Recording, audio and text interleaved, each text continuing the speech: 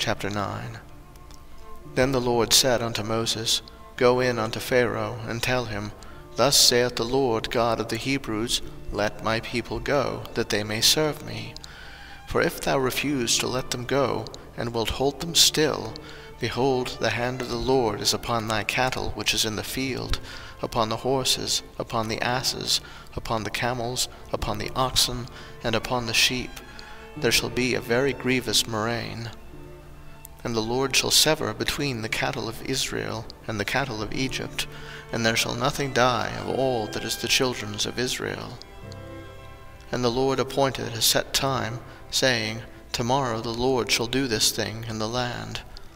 And the Lord did that thing on the morrow, and all the cattle of Egypt died, but of the cattle of the children of Israel died not one. And Pharaoh sent, and behold, there was not one of the cattle of the Israelites dead.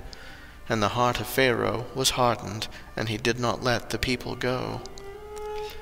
And the Lord said unto Moses and unto Aaron, Take to you handfuls of ashes of the furnace, and let Moses sprinkle it toward the heaven in the sight of Pharaoh.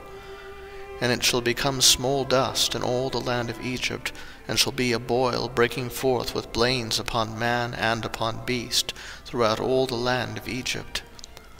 And they took ashes of the furnace, and stood before Pharaoh, and Moses sprinkled it up toward heaven, and it became a boil breaking forth with blains upon man and upon beast. And the magicians could not stand before Moses because of the boils, for the boil was upon the magicians and upon all the Egyptians. And the Lord hardened the heart of Pharaoh, and he hearkened not unto them, as the Lord had spoken unto Moses. And the Lord said unto Moses, Rise up early in the morning, and stand before Pharaoh, and say unto him, Thus saith the Lord God of the Hebrews, Let my people go, that they may serve me. For I will at this time send all my plagues upon thine heart, and upon thy servants, and upon thy people, that thou mayest know that there is none like me in all the earth.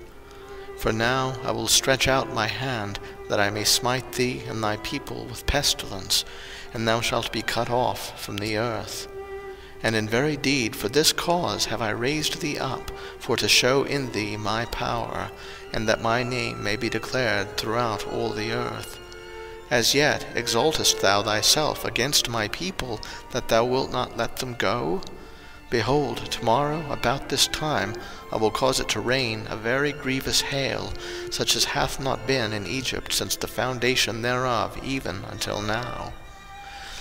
Send therefore now, and gather thy cattle, and all that thou hast in the field, for upon every man and beast which shall be found in the field, and shall not be brought home, the hail shall come down upon them, and they shall die. He that feared the word of the Lord among the servants of Pharaoh made his servants and his cattle flee into the houses. And he that regarded not the word of the Lord left his servants and his cattle in the field. And the Lord said unto Moses, Stretch forth thine hand toward heaven, that there may be hail in all the land of Egypt, upon man, and upon beast, and upon every herb of the field, throughout the land of Egypt. And Moses stretched forth his rod toward heaven, and the Lord sent thunder and hail, and the fire ran along upon the ground, and the Lord rained hail upon the land of Egypt. So there was hail and fire mingled with the hail, very grievous, such as there was none like it in all the land of Egypt, since it became a nation. And the hail smote throughout all the land of Egypt all that was in the field, both man and beast. And the hail smote every herb of the field, and brake every tree of the field. Only in the land of Goshen, where the children of Israel were, was there no hail. And Pharaoh sent and called for Moses and Aaron, and said unto them, I have sinned this time. The Lord is righteous, and I and my people are wicked. Entreat the Lord, for it is enough, that there be no more mighty thunderings and hail, and I will let you go, and ye shall stay no longer. And Moses said unto him, As soon as I am gone out of the city, I will spread abroad my hands unto the Lord, and the thunder shall cease, neither shall there be any more hail, that thou mayest know how that the earth is the Lord's. But as for thee and thy servants, I know that ye will not yet fear the Lord God. And the flax and the barley was smitten, for the barley was in the ear, and the flax was bald. But the wheat and the rye were not smitten, for they were not grown up. And Moses went out of the city from Pharaoh, and spread abroad his hands unto the Lord, and the thunders and hail ceased, and the rain was not poured upon the earth.